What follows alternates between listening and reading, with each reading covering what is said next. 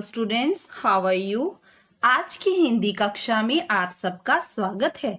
तो सभी बच्चे अपनी अपनी हिंदी भाषा माधुरी भाग 3 की पुस्तक, रफ कॉपी और पेंसिल लेकर ध्यान पूर्वक आज के सेशन को अटेंड करें। हमारा आज का टॉपिक है पाठ नंबर 13, ईश्वर ही देता है। तो बच्चों, पिछली कक्षा में हमने जाना कि संसार की हर वस्तु का स्वामी ईश्वर ही है। हमें अपने हर सुख और दुख में ईश्वर का स्मरण करना चाहिए। तो सभी बच्चे अपनी पुस्तक का पेज नंबर 92 निकाल लीजिए। अभ्यास यानी कि एक्सरसाइजेस।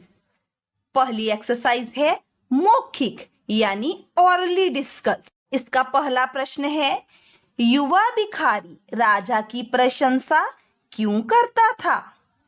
तो बेटा, आपको इस प्रश्न का आधा उत्तर तो प्रश्न में से ही मिल जाएगा।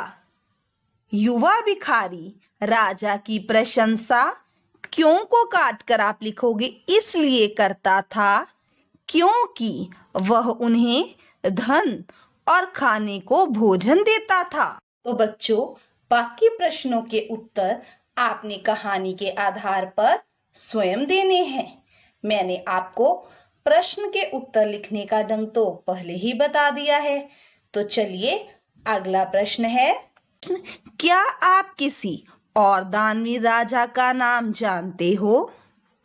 अगला, क्या सोने के सिक्के मिलने के बाद भी बूढ़ा भिखारी भीख मांगता होगा। लिखित यानी रिटन, जिस एक्सरसाइज को हम लिखते हैं। तो बेटा, इन प्रश्नों के उत्तर हमने फुल लिखने होते हैं। तो बेटा, इसका फर्स्ट प्रश्न है, राजा का क्या नाम था।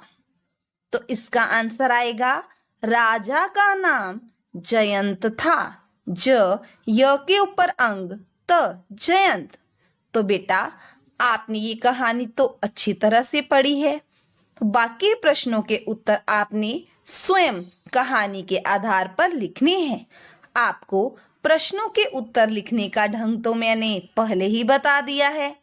तो चलिए, आपकी हेल्प के लिए मैं इन प्रश्नों को पढ़ रही हूँ। अगला प्रश्न है, राजा से दान मांगने कौन आते थे। अगला, सोने के सिक्के कौन से भिखारी को मिले। तो चलिए बेटा, एक्सरसाइज नंबर 2 पर आ जाइए। दीर्घ उत्तरीय प्रश्न यानी कि लॉन्ग क्वेश्चन आंसर्स।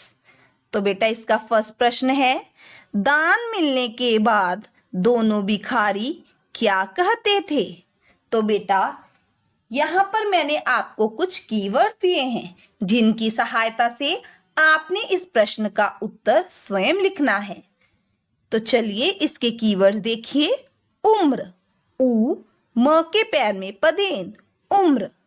राजा, किंतु क को छोटी ई, ऊपर अंग त को छोटा उ, किंतु। बूढ़ा, भ को बड़ा ऊ, ढ को आ, बूढ़ा। ईश्वर, बड़ी ई, आधा श शलगम व र, ईश्वर। तो बेटा, इन कीवर्ड्स की सहायता से इसका उत्तर होगा, दान मिलने के बाद कम उम्र का भिखारी कहता था कि राजा ने दिया है, किंतु बूढ़ा भिखारी कहता था कि ईश्वर ने दिया है। क्वेश्चन पर आते हैं। युवा भिखारी ने दान में मिले तरबूज का क्या किया और सोने के सिक्के कौन से भिखारी को मिले। तो बेटा, आपको इस प्रश्न में 2 प्रश्न पूछे गए हैं। पहला प्रश्न है, युवा भिखारी ने दान में मिले तरबूज का क्या किया। तो सबसे पहले हम इसके कीवर्ड्स डिस्कस करेंगे। सब्जी वाले, स आधा ब, ज को बड़ी ई, सब्जी, व को आ, ल को ए, वाले, बेच। अगला कीवर्ड है बूढ़े।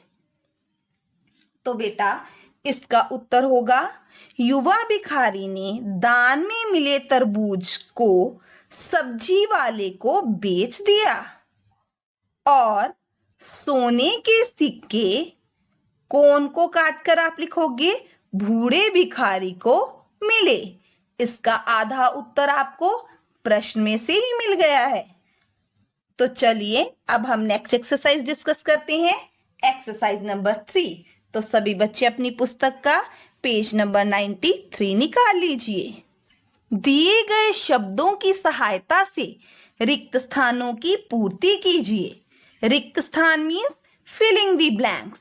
तो बेटा नीचे यहाँ पर आपको कुछ ब्लैंक्स दिए गए हैं और साथ में कुछ आपको ऑप्शंस दिए गए हैं। आपने करेक्ट ऑप्शन को चूज कर ब्लैंक में फिल करना है।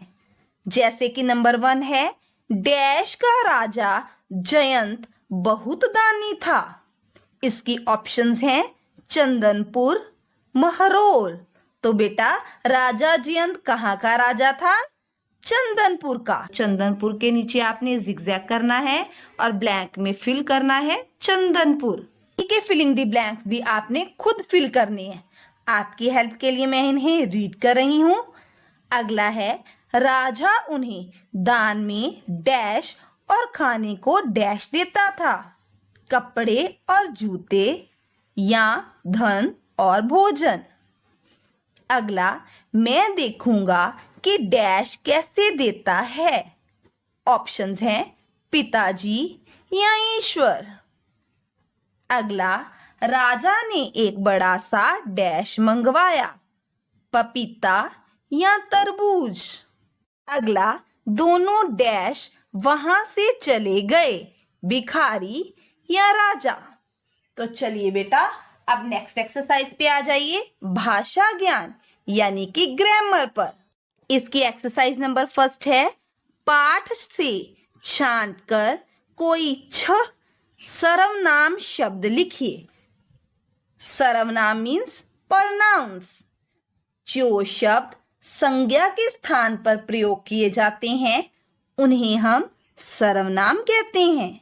जैसे कि उसके। तो बच्चों आपकी हेल्प के लिए मैंने एक सर्वनाम शब्द आपकी कहानी में से निकाल कर लिख दिया है। इसी प्रकार अन्य सर्वनाम शब्द भी आपने अपने पाठ में से निकाल कर रिक्त स्थानों में लिखने हैं। तो चलिए एक्सरसाइज नंबर 2 पर चलते हैं। नीचे दिए गए शब्दों को उनके विलोम शब्दों से मिलाइए। विलोम शब्द मीन्स ऑपोजिट वर्ड्स। तो बेटा उल्टा अर्थ बताने वाले शब्दों को हम विलोम शब्द कहते हैं। तो चलिए सबसे पहले लेफ्ट हैंड साइड पर देखिए। आपको यहाँ नंबरिंग के स्थान पर क, ख, ग दिया गया है। नंबर क है आज। अगला बेचना, देना, दुख। और राइट हैंड साइड के शब्द हैं सुख, लेना, कल, खरीदना। बेटा आपको यहाँ लेफ्ट हैंड साइड पर क ख ग दिया गया है, ना कि 1 2। अगर आपको क ख दिया गया है तो राइट हैंड साइड पर भी आप क ख ग ही लिखेंगे। नंबर 1 क पर है आज। तो बेटा आज का उल्टा क्या होता है? कल। तो कल के आगे आप क्या लिखेंगे? क। इसी प्रकार बाकी शब्दों का मिलान भी आपने स्वयं करना है। तो चलिए अब नेक्स्ट एक्सरसाइज पे चलते हैं। Exercise number 3। सच बोलना अच्छी बात है और झूठ बोलना बुरी बात है। तो बेटा ये तो आप सबको पता है। अब इनके आगे अच्छी बात या बुरी बात लिखिए। आपकी सुविधा के लिए फर्स्ट मैं सॉल्व कर रही हूँ, बाकी के आपने स्वयं सॉल्व करने हैं। जैसे कि नंबर क पर है चोरी करना। तो बेटा चोरी करना बुरी बात है, तो इसके आगे आप क्या लिखेंगे? बुरी बात। अगला मेहनत करना। अगला झगड़ा करना, पढ़ाई करना, भीख मांगना, ईर्ष्या करना। तो बच्चों आज की कक्षा में हमने पाठ नंबर 13 ईश्वर ही देता है पाठ की बैक एक्सरसाइज डिस्कस की और साथ में बुक में लिखने का ढंग भी सीखा।